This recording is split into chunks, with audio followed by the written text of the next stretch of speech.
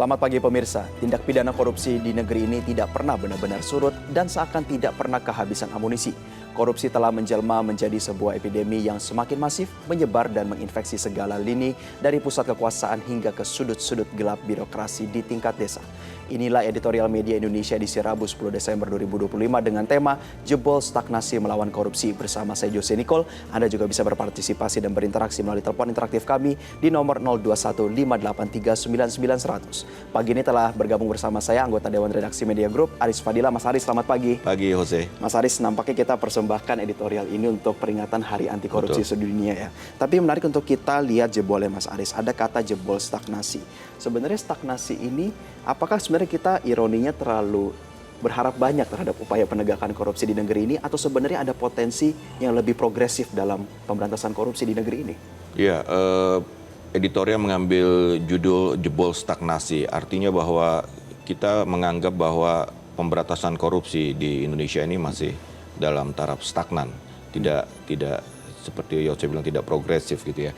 Karena memang kalau kita lihat data Transparansi Internasional lewat Corruption Perception Index, skor Indonesia pada 2024 naik menjadi 37 dari 100 yang sebelumnya 34. Peringkat global pun naik dari 99 dari 180 negara. Tapi ini sinyal positif, tapi kita harus tahu bahwa skor 37 itu tetap di bawah rata-rata. Itu kan artinya stagnan, tidak naik tapi tidak signifikan lah, masih stagnan. Karena rata-rata global itu kan 44 dan jauh tertinggal dibanding negara di kawasan saja, kita jauh tertinggal. Itu yang kenapa kita di Hari Anti Korupsi ini mengambil tema kita harus jebol stagnasi pemberantasan korupsi di Indonesia ini. Ibarat kata kalau misalkan ini adalah liga sepak bola, kita masih pemain papan tengah nih ya Mas Aris. Jangan papan bawah. Jangan sampai kita terdegradasi ya. Tapi betul. Mas Aris, kita kan juga melihat bagaimana sebenarnya ini juga tidak lagi kita berbicara menyangkut penyelenggara negara, pemerintah, tetapi juga menyangkut pihak swasta. Bahkan kalau misalkan editorial hari ini mencatat ya Mas Aris, bahwa mereka yang datang dari latar belakang swasta itu justru lebih banyak tersangkut korupsi. Ini kita kalau tadi kita perception index-nya ya, kalau kita lihat indeks perilaku anti korupsi masyarakat yang surveinya biasa dikeluarkan oleh BPS, kita menyebutnya IPAK, Indeks Perilaku Anti Korupsi. Itu hanya 3,85 dari skala 0 sampai 5. Berarti itu turun 3,92 di 2023. Artinya apa? Bahwa ini kan indeks yang mengukur perilaku anti korupsi. Seberapa besar masyarakat itu anti terhadap perilaku korupsi. Bahwa IPAK masih menurun, menunjukkan bahwa tingkat masyarakat korupsi masih dianggap normal. Masih dianggap biasa saja. Bahkan survei KPK kalau tidak salah itu 95% masyarakat itu menganggap pernah melihat aparat menerima suap. Itu kan berarti ya sudah biasa saja. Ya, justru ini yang harus kita perangi. Ini kayak budaya, kayak membiasakan, kayak ya biasa aja, nggak apa-apa itu dari tingkat yang paling rendah dari tingkat desa, ngurus KTP harus kasih uang, ditilang kasih uang, yang kayak gitu-gitu itu yang harus sebenarnya diperangi. Dan kita kan tahu bahwa KPK itu ada penindakan, ada pencegahan. Selama ini kan yang muncul adalah penindakan.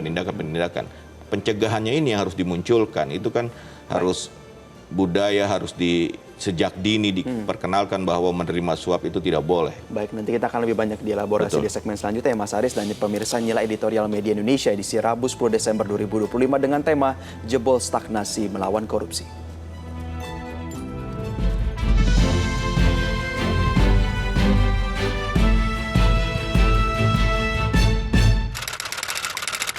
Jebol Stagnasi Melawan Korupsi.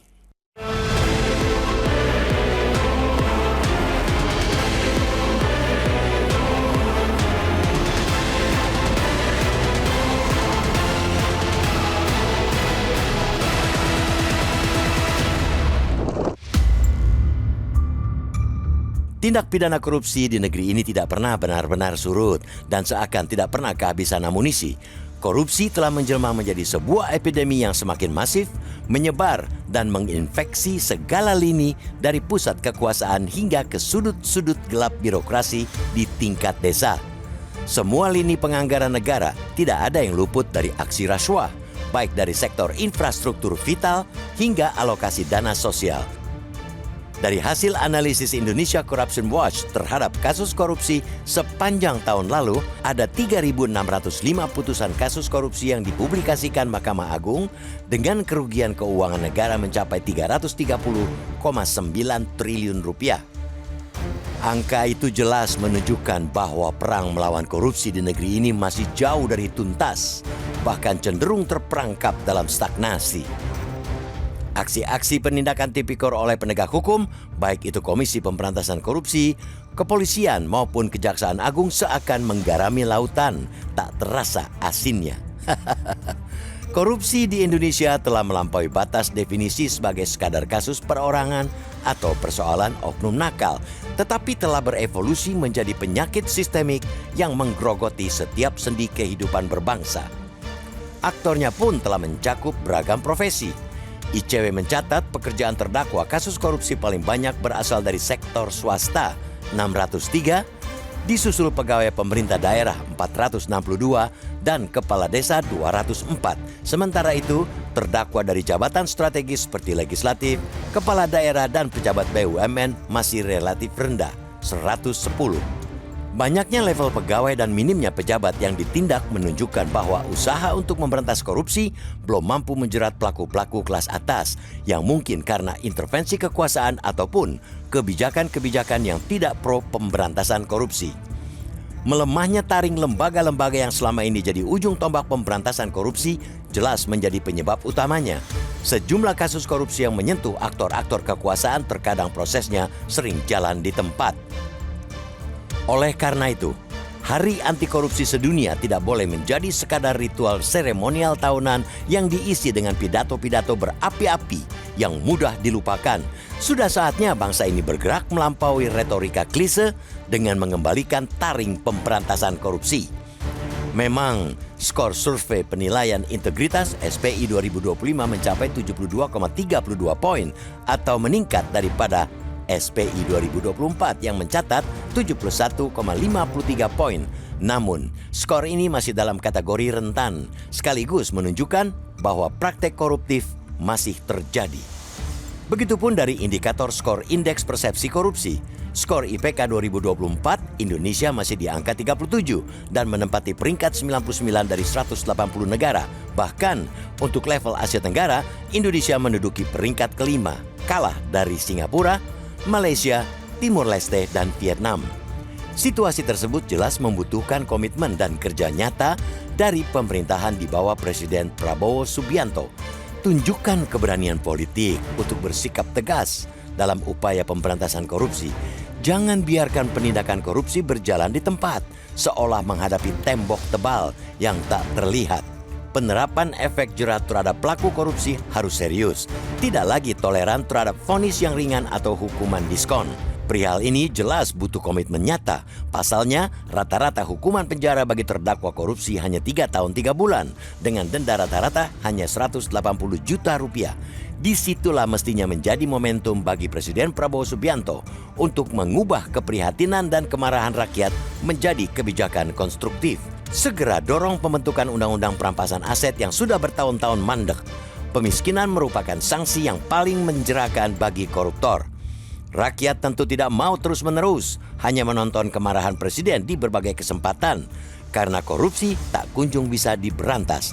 Mari kita tunggu kebijakan konkret demi menepati janji mengejar koruptor kemanapun dan dimanapun mereka berada dan berlindung.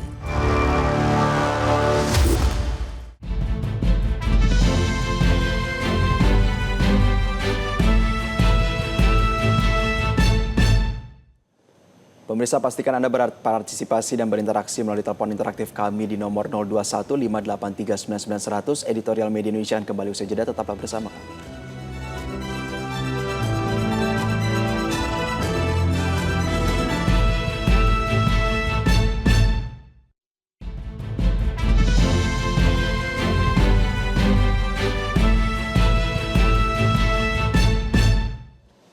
Terima kasih Anda masih bersama kami pemirsa, dan sekarang kami akan menyapa salah satu penelpon yang telah bergabung bersama kami. Ada Ibu Ong Maihua dari Pejaten, Jakarta. Ibu, selamat pagi. Oh, selamat pagi Bang Yose, Mas Arif. Assalamualaikum warahmatullahi wabarakatuh. Waalaikumsalam. Ibu, dari perspektif seorang warga negara, apakah Anda melihat penegakan korupsi kita ini sudah mulai stagnan, Bu? Iya, betul. Emang stagnan dengan korupsi. Bagaimana Bang Yose, Mas Arif? Undang-undang dimiskinkan dan dirampaskan sampai hari ini belum diundangkan. Tentunya masyarakat juga bingung hanya sebagai penonton. Terjadi di Pemda Bekasi, terjadi di Sleman. Korupsi merupakan jemaah ya. Kayaknya seperti arisan saja di sini, korupsi di situ. Lebih-lebih sekarang ada bencana alam. Tentunya itu pasti orang akan ngelirik-lirik dan akan melakukan korupsi karena ada anggaran yang besar dan sebagainya. Bagaimana penegakan hukum di negara ini, Mas Yose, Mas Arif? Udah saatnya Presiden Prabowo menegakkan hukum. Jangan omon-omon orang korupsi akan dikejar ke sampai Antartika. Ya, kita kalau sudah terjadi korupsi, hukuman itu tidak bisa lebih dari tergantung bagaimana pasalnya. 3 tahun, 4 tahun, tergantung berapa dia korupsinya. Semoga saja negara ini hukum ditegakkan, Mas Yose dan Mas Arif. Assalamualaikum warahmatullahi wabarakatuh. Waalaikumsalam. Terima kasih Bu Ong Maihwa dari Pejaten Jakarta atas tanggapan Anda, Mas Aris. Ini menarik ya, korupsi dibilang sama Ibu Ong Maihwa sebagai arisan jemaah. Apakah kita benar-benar melihat bahwa ini sudah seumum itu sebenarnya situasinya? Ya, tadi kita sebut bahwa ini sudah seperti hal yang normal saja gitu ya, kayak gantian gitu ya. Kayak arisan, siapa yang dapat giliran. Nah, tadi kita cermati apa yang disampaikan Ibu Ong tadi bahwa tidak ada efek jera karena kalau kita lihat data dari ICW yang mengatakan bahwa rata-rata hukuman korupsi 2024 hanya 3 tahun 3 bulan dengan denda rata-rata hanya 180 juta. Bayangkan, itu kan orang nggak takut ya kan, uangnya masih banyak, masih untung, penjara 3 tahun bayar 180 selesai gitu kan. Ya, tadi Ibu Ong juga menyatakan bahwa apa kabar undang-undang perampasan aset? Ya, itu kan sekarang masih ada di DPR dan itu harus segera. Ya, setidaknya itu memberikan efek jera karena kita lihat ternyata para koruptor ini jangan-jangan tidak takut sama Tuhan, tapi dia takut jadi miskin gitu kan. Setidaknya itu bisa membuat orang untuk berpikir 1000 kali untuk korupsi karena dia takut miskin. Tapi Mas Aris, kita melihat juga bahwa editorial kita menyoroti mereka yang menjadi tersangka dan akhirnya terpidana. Orang-orang high profile ini agak minim. Bagaimana kita menggerakkan supaya rancangan undang-undang perampasan aset ini adalah menjadi common sense kolektif kita dalam berbangsa supaya ini adalah arah baru dalam pembangunan bangsa kita ini, Mas Aris? Iya, tadi kan kita sebut soal survei IPAK ya, bahwa ini ternyata survei itu menunjukkan bahwa masyarakat itu seperti menormalkan, seperti ya sudahlah, memang sudah begitu kok gitu loh. Itu yang harus diubahkan. Diubahnya tuh dari menyadarkan masyarakat sejak dini bahwa korupsi itu tidak boleh gitu deh. Itu merugikan. Dari hal-hal kecil, menyuap, ya kan, memberikan upeti, itu yang harus ditanamkan sejak dini. Nah, di ujungnya tadi yang high profile-nya, ya undang-undang perampasan aset itu kita sudah dengar beberapa kali bahwa Presiden menyatakan bahwa dia akan menindak tegas orang-orang yang korupsi, ya kan, dia tidak akan pandang bulu. Tapi faktanya kan itu belum terjadi. Kita coba lihat aja kasus di KPK, misalnya kasus kuota haji, itu kan masih berlarut-larut. Ada apa gitu kan? Orang kan bertanya-tanya ada apa? Apakah ada unsur politiknya? Jangan campur adukan itu. Itu yang membuat masyarakat tidak percaya gitu loh. Ini di mana?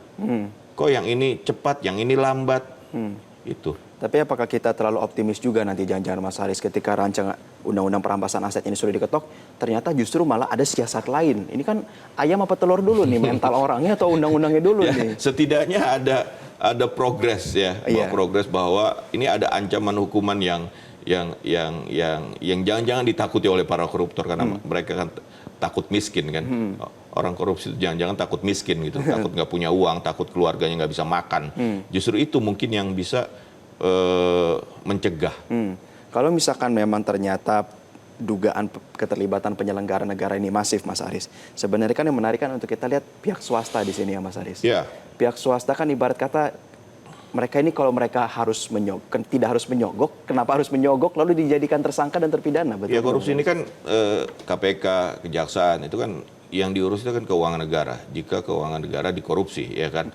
Nah, memang banyak terlibatnya swasta. Data menunjukkan bahwa swasta yang banyak terlibat. Tapi kan kita harus ingat bahwa karena swasta ini menyuap aparatur sipil negara, menyuap kepala daerah untuk mendapatkan proyek. Akhirnya swastanya banyak kan. Yang disogoknya satu, kepala daerah. Tapi yang ngirim rame-rame. Untuk mendapatkan proyek jalan, proyek apa, segala macam kan. Ya, karena melibatkan swasta, karena itu yang menjalankan swasta proyek-proyek itu kan. Tapi yang menentukan kan aparatur sipil negara. Betul. Dan tentunya kita nanti akan elaborasi pada segmen lebih lanjut ya, Mas Aris dan juga pemirsa. Tetaplah bersama kami di Editorial Media Indonesia.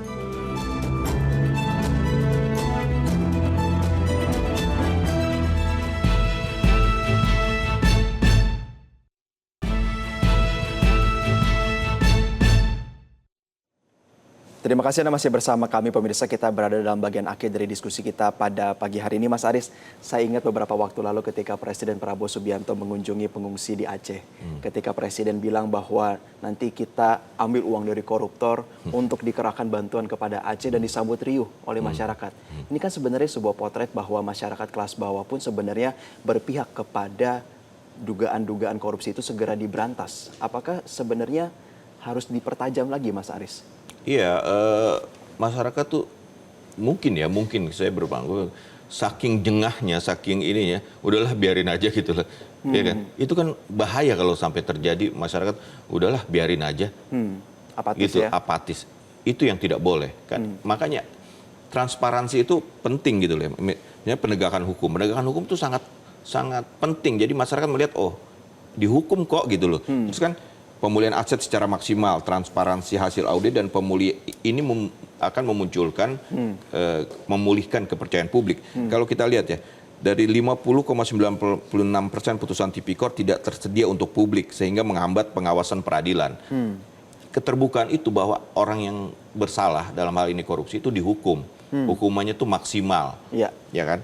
Terus kita juga harus lihat bahwa promosi pejabat, pangkat jabatan harus mempertimbangkan integritas, itu harus, ya kan? Sistem pengadaan belanja publik, izin harus dibuat setransparan mungkin. Sekarang kan sebenarnya sistemnya sudah ada, Jose, ya kan? Betul. Bahwa ada istilahnya apa, lelang jabatan, ya kan? Ada soal integritas, fakta integritas, terus soal sistem pengadaan sekarang ada namanya e-katalog untuk itu. Itu ada semua. Sistemnya sudah ada. Ini kan soal mental, soal budaya, soal takut malu kalau korupsi. Itu yang sebenarnya yang harus menjadi hal yang harus, dan itu perlu panutan. Nah, masalahnya selama ini beberapa tahun belakangan kemarin itu kan panutan orang untuk korupsi adalah KPK. Betul. Tapi kan kita lihat sendiri seperti apa KPK sekarang ini gitu kan. Ya. Ada pelemahan lah, isu pelemahan, ada seperti kasus itu pilih-pilih lah, tebang pilih, ada kasus yang sudah lama nggak jalan-jalan. Itu kan yang menjadi masyarakat, ya sudahlah biarin saja gitu, yang penting saya bisa makan. Itu yang bahaya. Jadi sebenarnya korupsi di Indonesia itu bukan luka lama yang belum kering, tapi luka yang masih berdarah-darah. Dan di sisi lain sebenarnya Mas Aris adalah bagaimana kita juga memberikan edukasi kepada masyarakat, tidak berpuas diri ketika ada pejabat negara maupun pejabat tinggi negara yang menyatakan komitmennya untuk terus memberantas korupsi. Artinya bahwa kita menghimbau masyarakat harus dukung rancangan undang-undang perampasan aset ini, Mas Aris? Saya kira ya itu salah satu cara ya, cara untuk membuatkan efek jera dan dirampas semua untuk negara hartanya yang hasil korupsi. Itu menurut saya, ya nggak usahlah kita bicara seperti Cina yang hukuman mati ya. Itu masih kontroversial, ada debatable soal hukuman mati. Tapi perampasan aset saya kira itu yang perlu, dan pemerintah, DPR itu harus mendorong itu sehingga kepercayaan publik akan pemberantasan korupsi itu akan kembali tumbuh. Baik, tentu kita berharap bahwa masyarakat terus aktif dan tidak pasif ya, Mas Aris. Terima kasih anggota Dewan Redaksi Media Group, Aris Terima kasih, Budiman, Jose. bergabung bersama kami. Pemirsa, rakyat tentu tidak mau terus-menerus hanya menonton kemarahan presiden di berbagai kesempatan karena korupsi tak kunjung bisa diberantas. Mari kita tunggu kebijakan konkret demi menempati janji mengejar koruptor kemanapun dan dimanapun mereka berada dan berlindung. Kiranya editorial Media Indonesia edisi kali ini bisa mencerahkan pikiran kita tentang situasi negara ini antar sesama anak bangsa. Saya Jose Nicole pamit undur diri, sampai jumpa.